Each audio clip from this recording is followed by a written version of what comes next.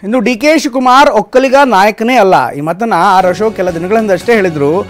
ಈಗ ಅದಕ್ಕೆ D K Shivakumar ತಿರುಗೇಟನ್ನ ಕೊಟ್ಟಿದ್ದಾರೆ. ನಾನು ನಾಯಕನೇ ಅಲ್ಲ ಅಂತ DCM ಡಿ ಕೆ ಶಿವಕುಮಾರ್ ತಿರುಗೇಟನ್ನ ಕೊಟ್ಟಿದ್ದಾರೆ. ನಾನು ನಾಯಕ ಅಂತ ಹೇಳಿದವ್ರು ಯಾರು? ಅವ್ರ ನಾಯಕರು, ವಿಪಕ್ಷ ನಾಯಕರು, ದೊಡ್ಡ ನಾಯಕರು ಅಂತ ಈಗ ಟಾಂಗನ್ನ ಕೊಟ್ಟಿದ್ದಾರೆ. ನಾನು ಸಾಮಾನ್ಯ ಒಬ್ಬ ಕಾರ್ಯಕರ್ತ ಪ್ರತಿನಿಧಿ ಅಷ್ಟೇ ಅಂತ ಈಗ D K Shivakumar R Ashok ಅವರ ಮಾತಿಗೆ ತಿರುಗೇಟನ್ನ ಕೊಡ್ತಾ ಇದ್ದಾರೆ. ಡಿ ಕೆ ಶಿವಕುಮಾರ್ ಯಾವಾಗ ಒಕ್ಕಲಿಗ ಲೀಡರ್ ಆದರು? ಫಸ್ಟ್ ಒಕ್ಕಲಿಗ ಲೀಡರ್ ಅನ್ನೋದಕ್ಕೆ ಏನಾನ ಅವ್ರಿಗೆ ಬ್ರ್ಯಾಂಡ್ ನೇಮ್ ಏನಾನ ಇದೆಯಾ? ನಥಿಂಗ್. ಆ ಥರದ್ದೇನು ಇಲ್ಲಲ್ಲ. ಏನು ಮಾಡಿದ್ದಾರೆ ಒಕ್ಕಲಿಗ ಸಮುದಾಯಕ್ಕೆ? ಅವ್ರು ಏನು ಮಾಡಿದ್ದಾರೆ ನೋಡಿ. ಅವರು ಏನೇನು ಆಪಾದನೆ ಮಾಡಿದಾರೋ ಅವರಿಬ್ಬರ ವೈಯಕ್ತಿಕವಾಗಿ ಮಾಡಿದ್ದಾರೆ. ಆ ವೈಯಕ್ತಿಕ ವಿಚಾರಕ್ಕೆ ನಾನು ಚುನಾವಣೆ ಇರೋದ್ರಿಂದ ಚುನಾವಣೆಯಲ್ಲಿ ವೈಯಕ್ತಿಕ ವಿಚಾರಗಳು ಮಾತಾಡಬಾರ್ದು ಅಂತ ಕಂಡೀಷನ್ ಇರೋದ್ರಿಂದ ನಾನು ಮಾತಾಡಕ್ಕೆ ಹೋಗಲ್ಲ. ಆದರೆ ಕುಮಾರಸ್ವಾಮಿ ನಮ್ಮ ಪಾರ್ಟ್ನರು, ನಮ್ಮ NDA ಪಾರ್ಟ್ನರು, ಅವರಿಗೆ ನಮ್ಮ ಪೂರ್ತಿ ಬೆಂಬಲವನ್ನ ಕೊಟ್ಟಿದ್ದೀರಿ. ಅವ್ರ ಜೊತೆ ನಿಲ್ತೀರಿ ನಾವು.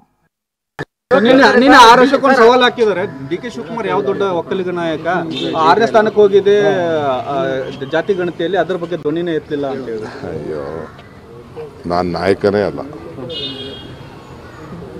ನಾನು ನಾಯಕ ಅಂತ ಹೇಳಿದ್ರು ಯಾರು? ನಾನು ನಾಯಕ ಅಂತ ಹೇಳಿದ್ರ? ನಾನೇನು ನಾಯಕ ಅಲ್ಲ. ಅವ್ರು ನಾಯಕರು, ವಿರೋಧ ಪಕ್ಷದ ನಾಯಕರು, ದೊಡ್ಡ ನಾಯಕರು ಅವರು. ನಾನು ಸಾಮಾನ್ಯ ಒಬ್ಬ ಪ್ರತಿನಿಧಿ ಅಷ್ಟೇ. ಇನ್ನು ಲೋಕಸಭೆ ಚುನಾವಣೆ ಬಳಿಕ ರಾಜ್ಯ ಸಚಿವ ಸಂಪುಟಕ್ಕೆ ಸರ್ಜರಿ ಆಗತ್ತಾ? ಈ ಒಂದು ಪ್ರಶ್ನೆಯನ್ನ ಈಗ ಖುದ್ದಾಗಿ ಕಾಂಗ್ರೆಸ್ ಪಾಳ್ಯದಿಂದಲೇ ಕೇಳ್ತಾ ಇದ್ದಾರೆ. ಚುನಾವಣೆ ಬಳಿಕ ಹಲವರ ಮಂತ್ರಿ ಸ್ಥಾನಕ್ಕೆ ಕುತ್ತು ಬರುತ್ತಾ ಅನ್ನುವಂಥ ಅನುಮಾನ ವ್ಯಕ್ತ ಆಗ್ತದೆ. ಕೈ ಅಭ್ಯರ್ಥಿಗಳನ್ನ ಗೆಲ್ಲಿಸದೇ ಇದ್ರೆ ಸಚಿವರಿಗೆ ಸಂಕಷ್ಟವಿದೆ ಅನ್ನುವಂಥ ಮಾತುಗಳು ಕೂಡ ಈಗಾಗಲೇ ಕೇಳಿಬರ್ತಾ ಇದೆ. ಸ್ವಕ್ಷೇತ್ರದಲ್ಲಿ ಲೀಡ್ ಕೊಡಿಸದೇ ಇದ್ರೆ ಸಚಿವರು ರಾಜೀನಾಮೆ ಕೊಡಬೇಕು. ಸಚಿವರ ರಾಜೀನಾಮೆ ಬಗ್ಗೆ ಸುಳಿವು ಕೊಟ್ಟರು ಶರಣಪ್ಪ ದರ್ಶನಾಪುರ ಅವರು.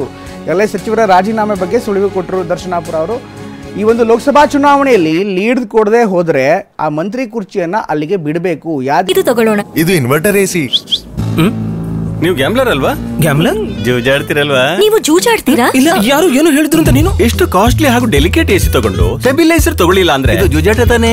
ಒಂದೇ ಫ್ಲಕ್ಚುಯೇಷನ್ ಗೆ ನಿಮ್ಮ ಇನ್ವರ್ಟರ್ AC ಪಾರ್ಟ್ಸ್ ಡ್ಯಾಮೇಜ್ ಆಗಬಹುದು. ಅದನ್ನು V-Guard ಉಪಯೋಗಿಸಿ ಸುರಕ್ಷಿತವಾಗಿರಿಸಿ. V-Guard, India's #1 stabiliser. ಇಲ್ಲಿ ಸಚಿವ ಶರಣಪ್ಪ ದರ್ಶನಾಪುರ ಹೇಳಿಕೆಯನ್ನ ಕೊಟ್ಟಿರುವಂತದ್ದು. ನಾವು ಲೀಡ್ ಕೊಡದೇ ಇದ್ರೆ ನಾವೇಕೆ ಮುಖ ತೋರಿಸಬೇಕು?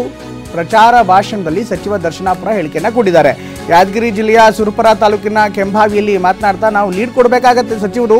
ಒಂದು ವೇಳೆ ಲೀಡ್ ಕೊಡದೇ ಇದ್ರೆ ನಾವು ಹೇಗೆ ಮುಖ ತೋರಿಸೋದು, ಯಾಕೆ ಮುಖ ತೋರಿಸ್ಬೇಕು ಅನ್ನುವಂಥ ಮಾತನ್ನ ಕೂಡ ಇದೇ ಸಂದರ್ಭದಲ್ಲಿ ಹೇಳಿದ್ರು. ಈ ಮೂಲಕ ಲೀಡ್ ಕೊಡದೇ ಇದ್ರೆ ಸಚಿವ ಸ್ಥಾನಕ್ಕೆ ಕುತ್ತಿದೆ ಅನ್ನುವಂಥ ಮಾತನ್ನ ಪರೋಕ್ಷವಾಗಿ ಹೇಳಿದ್ರ ಅನ್ನುವಂಥ ಚರ್ಚೆ ಈಗ ಕಾಂಗ್ರೆಸ್ ಪಾಳ್ಯದಲ್ಲಿ ವ್ಯಕ್ತವಾಗ್ತಾ ಇದೆ. ಲೀಡ್ ಬದಲಂದ್ರೆ ಆ ಕುರ್ಚಿ ಅವ್ರಿಗೆ ಬಿಟ್ಟು ಬಿಡ್ಬೇಕಾಯ್ತು. ಯಾಕೆ ಏನು ಇರಲ್ಲ, ನಾವೇ ಲೀಡ್ ಕೊಟ್ಟಿಲ್ಲ ಅಂದ್ಮೇಲೆ ಅಲ್ಲಿ ಹೋಗಿ ಏನ್ ಮಾರಿ ತೋರ್ಸೋದು? ಕರೆಯೋದು ನಮ್ಮ ಮಂತ್ರಿ ಕೊಡೋಣ, 20,000 ಲೀಡ್ ಕೊಟ್ರಿ, ನೀವು ನಿಮ್ಮ ಎಲೆಕ್ಷನ್ ಮಾಡ್ಕೊಂತೀರಿ, ಮಂದಿ ಎಲೆಕ್ಷನ್ ಮಾಡಂಗಿಲ್ಲ ಅನ್ನೋದು ಒಂದು ಭಾವನೆ ಬರ್ತದೆ. ಮತ್ತೆ ಈ ಸರ್ತಿ ಲೀಡ್ ಕೊಡಲಿಲ್ಲ ಅಂದ್ರೆ ಬಹಳ ಕಷ್ಟ ಆಗ್ತದೆ. ಅದಕ್ಕಾಗಿ ನಿಮ್ ಎಲ್ಲರಲ್ಲಿ ನಮ್ಮ ಮುಖಂಡರಲ್ಲಿ ಕೈ ಜೋಡಿಸಿ ಕೇಳ್ಕೊಳ್ತೀನಿ, ಇವತ್ತು ಕೇವಲ ರಾಯಚೂರು ಲೋಕಸಭಾ ಕ್ಷೇತ್ರ MP ಎಲೆಕ್ಷನ್ ಅಲ್ಲ, ನಿಮ್ ಶಕ್ತಿ ಸುರಪುರದಾಗ ತೋರಿಸ್ತಕ್ಕಂಥ ಕೆಲಸ ಮಾಡಿ ಇವತ್ತು ರಾಜಾ ವೇಣುಗೋಪಾಲ್ ನಾಯ್ಕ ಅವ್ರಿಗೆ ಗೆಲ್ಲಿಸ್ತಕ್ಕಂಥ ಕೆಲಸ ತಾವೆಲ್ಲರೂ ಮಾಡಬೇಕಂತ ಕೈ ಮುಗಿದ್ಕೊಂಡು ನನ್ನ ಮಾತು ಮುಗಿಸ್ತೀನಿ. ಜೈಲಿಗೆ ಲೀಡ್ ಬದಲಂದ್ರೆ ಇವಾಗ ಏನಷ್ಟು ಹೆಚ್ಚಿನ ಮಾಹಿತಿಯನ್ನು ನೀಡ್ತಾರೆ ನಮ್ಮ ಪ್ರತಿನಿಧಿ ಪ್ರಸನ್ನ ಜಾಯ್ನ್ ಆಗ್ತಾರೆ. ಪ್ರಸನ್ನ, ಈ ಎಲ್ಲ ಹೇಳಿಕೆಗಳನ್ನು ನೋಡ್ತಾ ಇದ್ರೆ ಬಹುಶಃ ಒಂದು ಇಂಡಿಕೇಶನ್ ಅಂತ. ಅಫ್ಕೋರ್ಸ್ ಸರ್ಜರಿ ಆಗತ್ತೋ ಆಗಲ್ವೋ, ಈ ಒಂದು ಫಲಿತಾಂಶ ಯಾವ ರೀತಿ ರಾಜ್ಯ ಸರ್ಕಾರದ ಮೇಲೆ, ಕಾಂಗ್ರೆಸ್ ಮೇಲೆ ಪರಿಣಾಮ ಬೀರುತ್ತೆ, ಇದೆಲ್ಲವೂ ಕೂಡ ಮುಂದಿನ ದಿನಗಳಲ್ಲಿ ಗೊತ್ತಾಗುತ್ತೆ. ಬಟ್ ಒಂದು ರೀತಿಯ ಇಂಡಿಕೇಶನ್ನ ದರ್ಶನಾಪುರ ಹೇಳ್ತಾ ಇರುವಂಥ ಮಾತು ಪ್ರಸನ್ನ.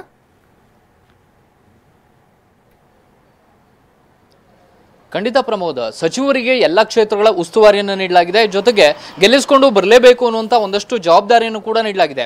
ಈ ಜವಾಬ್ದಾರಿ ನೀಡುವಂಥ ಸಂದರ್ಭದಲ್ಲಿಯೇ ಪರೋಕ್ಷವಾಗಿ ನಿಮ್ಮ ಸ್ಥಾನಗಳು ಭದ್ರವಾಗಬೇಕು, ನಿಮ್ಮ ಸ್ಥಾನ, ನಿಮ್ಮ ಸಂಪುಟ ಅಥವಾ ನೀವು ನಿರಂತರವಾಗಿ ಮುಂದುವರಿಬೇಕು ಅನ್ನೋದಾಗಿದ್ರೆ ಫಲಿತಾಂಶವನ್ನು ಕೂಡ ಉತ್ತಮವಾಗಿ ಕೊಡಲೇಬೇಕು ಅನ್ನುವಂತಹ ಸೂಚನೆಯನ್ನ ಹೈಕಮಾಂಡ್ ನಾಯಕರು ಮೊದಲೇ ನೀಡಿದ್ರು. ಆ ಮಾತುಗಳು ಪರೋಕ್ಷವಾಗಿ ಇದೀಗ ದರ್ಶನಾಪುರ ಇರಬಹುದು, ನಿನ್ನೆಯೂ ಕೂಡ ಸ್ವತಃ DCM ಡಿ ಕೆ ಶಿವಕುಮಾರ್ ಅವರೇ ಪರೋಕ್ಷವಾಗಿ ಮತ್ತು ಮಾರ್ಮಿಕವಾಗಿ ಈ ಮಾತುಗಳನ್ನ ಉಲ್ಲೇಖವನ್ನ ಮಾಡಿದ್ದಾರೆ. ಡಿ ಕೆ ಶಿವಕುಮಾರ್ ಅವರು ಕೂಡ ಹೇಳಿರುವಂತದ್ದು, ದರ್ಶನಾಪುರ ಅವರು ಕೂಡ ಹೇಳಿರುವಂತದನ್ನ ಗಮನಿಸಿದ್ರೆ ಎಲ್ಲೋ ಒಂದ್ ಕಡೆ ಮುಂದಿನ ಲೋಕಸಭಾ ಚುನಾವಣೆಯ ಫಲಿತಾಂಶದ ಆಧಾರದ ಮೇಲೆ ಸಚಿವ ಸಂಪುಟ ಪುನರ್ರಚನೆಯ ವಿಚಾರ ಅಥವಾ ಸಚಿವರ ಭವಿಷ್ಯದ ವಿಚಾರವೂ ಕೂಡ ನಿಂತಿದೆ ಅಂದ್ರೂ ಕೂಡ ತಪ್ಪಾಗ್ಲಿಕ್ಕಿಲ್ಲ. ದರ್ಶನಾಪುರ ಅವರು ಹೇಳ್ತಾರೆ, ನಾವು ಈ ಕ್ಷೇತ್ರದಲ್ಲಿ ಲೀಡ್ ಕೊಡದೆ ಹೋದ್ರೆ ಅಥವಾ ನಮ್ಮ ಅಭ್ಯರ್ಥಿಗಳನ್ನ ನಾವು ಗೆಲ್ಲಿಸ್ಕೊಂಡು ಬರದೆ ಹೋದ್ರೆ ಈ ಸ್ಥಾನದಲ್ಲಿ ಮುಂದುವರಿಯೋದಕ್ಕೆ ಸಾಧ್ಯನಾ? ಈ ಕಾರಣಕ್ಕೋಸ್ಕರ ನೀವು ಲೀಡ್ ಅನ್ನ ಕೊಡಲೇಬೇಕಾಗುತ್ತೆ, ಕನಿಷ್ಠ 20,000ಕ್ಕೂ ಹೆಚ್ಚು ಲೀಡ್ ಅನ್ನ ಕೊಡಬೇಕು ಅನ್ನುವಂತ ಮಾತು ದರ್ಶನಾಪುರ ಅವರ ಬಾಯಿಂದ ಬಂದಿದೆ. ನಿನ್ನೆ ಡಿ ಕೆ ಶಿವಕುಮಾರ್ ಅವರು ಹೇಳಿದ್ದು, ಒಕ್ಕಲಿಗರಿಗೆ ನಾವು ಟಿಕೆಟ್ ಅನ್ನ ಕೊಟ್ಟಿದ್ದೀವಿ, ಒಕ್ಕಲಿಗ ಸಚಿವರಿಗೆ ಅವರ ಭವಿಷ್ಯ ಯಾವುದೇ ರೀತಿಯ ಆತಂಕಕ್ಕೆ ಹೋಗಬಾರದು ಅನ್ನೋದಾಗಿದ್ರೆ ನಾವು ಒಕ್ಕಲಿಗ ಅಭ್ಯರ್ಥಿಗಳನ್ನ ಗೆಲ್ಲಿಸ್ಕೊಂಡು ಬರಲೇಬೇಕು. ಒಕ್ಕಲಿಗ ಅಭ್ಯರ್ಥಿಗಳನ್ನ ಗೆಲ್ಲಿಸ್ಕೊಂಡು ಬಂದಿದ್ದೇ ಆಗಿದ್ರೆ ನನಗಿರ್ಬೋದು, ಕೃಷ್ಣ ಬೈರೇಗೌಡರು ಇರ್ಬೋದು, ಬೇರೆ ಬೇರೆ ಸಮುದಾಯದ ಸಚಿವರಿಗೆ ಜಲರಾಯ ಸ್ವಾಮಿ ಸೇರಿದಂತೆ ಎಲ್ರಿಗೂ ಕೂಡ ಮುಂದೆ ಹಬ್ಬ ಇದೆ ಅನ್ನುವಂತ ಮಾತನ್ನ ಹೇಳಿದ್ದಾರೆ. ಈ ಮಾತುಗಳನ್ನ ಗಮನಿಸಿದ್ರೆ ಬಹುತೇಕ ಲೋಕಸಭಾ ಚುನಾವಣೆಯ ಫಲಿತಾಂಶದ ಬಳಿಕ ಎಲ್ಲೋ ಒಂದ್ ಕಡೆ ಈ ರೀತಿಯ ಬದಲಾವಣೆಯ ಸಾಧ್ಯತೆ ಇದೆ ಅನ್ನುವಂಥದ್ದು ನಿಶ್ಚಿತ ಅನ್ನುವಂತ ರೀತಿಯ ಮಾತುಗಳೇ ಕೇಳಿ ಬರ್ತಾ ಇದ್ದಾವೆ. ಸಹಜವಾಗಿಯೇ ಸಚಿವರ ಬಗ್ಗೆ ಸಾಕಷ್ಟು ಒತ್ತಡಗಳಿದ್ದಾವೆ, ಸಚಿವರ ಕಾರ್ಯವೈಖರಿಯ ಬಗ್ಗೆ ಸಾಕಷ್ಟು ನಿರೀಕ್ಷೆಗಳು ಇದ್ದೇ ಇದ್ದಾವೆ. ಕಾಂಗ್ರೆಸ್ ಹೆಚ್ಚಿನ ಸ್ಥಾನಗಳನ್ನ ಗೆಲ್ಲಬೇಕು ಅಂತಂದ್ರೆ ಸಚಿವರು ಹೆಚ್ಚು ಶ್ರಮವನ್ನ ಹಾಕಿದ್ರೆ ಒಂದಷ್ಟು ಕ್ಷೇತ್ರಗಳಲ್ಲಿ ಲೀಡ್ ಅನ್ನ ತಂದ್ಕೊಡ್ಬಹುದು, ಬಿಜೆಪಿಯನ್ನ ದಾಟಿಕೊಂಡು ನಾವು ಮುಂದೆ ಎಡ್ಜ್ ಅನ್ನ ಸಾಧಿಸಬಹುದು ಅನ್ನುವಂತ ನಿಟ್ಟಿನಲ್ಲಿ ಕಾಂಗ್ರೆಸ್ ಯೋಚನೆಯನ್ನ ಮಾಡಿದೆ. ಇದೀಗ ಉಳಿದಂತ ಸಂದರ್ಭದಲ್ಲೂ ಕೂಡ ಅಕಸ್ಮಾತ್ ಚುನಾವಣೆಯ ಫಲಿತಾಂಶದ ಆಧಾರದ ಮೇಲೆ ಯಾರ ಸಚಿವರ ಬಗ್ಗೆ ಅಪಸ್ವರ ಇದೆ ಅಂತ ಅಪಸ್ವರಗಳು ಹೇಳುವಂತ ಸಾಧ್ಯತೆಗಳು ಕೂಡ ಇದೆ. ಇದೇ ಕಾರಣಕ್ಕೋಸ್ಕರ ಸಚಿವರ ಬಾಯಿಂದ ಈ ರೀತಿಯ ಮಾತುಗಳು ಬರ್ತಾ ಇದಾವೆ. ಯಾವುದೇ ಕಾರಣಕ್ಕೂ ಲೀಡ್ ಅನ್ನ ತಪ್ಪಿಸಬಾರದು ಅನ್ನುವಂತ ಒಂದು ಒತ್ತಡವೂ ಕೂಡ ಇದ್ದೇ ಇದೆ. Pramod, thank you Prasanna.